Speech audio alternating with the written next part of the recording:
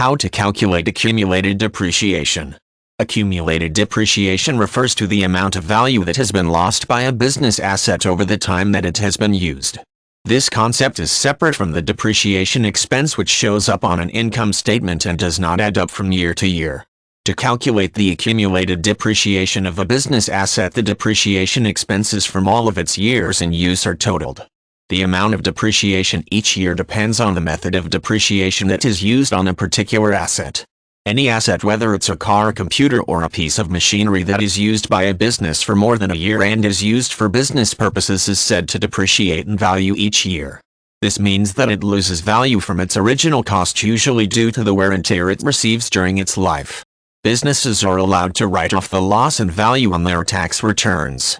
As an asset continues to be used, the total amount of value lost due to that wear and tear is known as accumulated depreciation. To calculate accumulated depreciation, simply add up the yearly depreciation amounts for the asset up to that point. For example, imagine an asset that has been in use for 3 years by a business. The yearly depreciation amounts up to that point were $500 for the first year, $300 for the second year, and $200 for the third year. In that case, the accumulated depreciation for that asset up to that point is $500 plus $300 plus $200, which equals $1.00. It's important to note that this concept is separate from the depreciation expense. Depreciation expense is usually found on a company's yearly income statement, as opposed to accumulated depreciation, which is normally found on a company's balance sheet. Another difference is that the depreciation expense is a one-year amount and does not add up from year to year.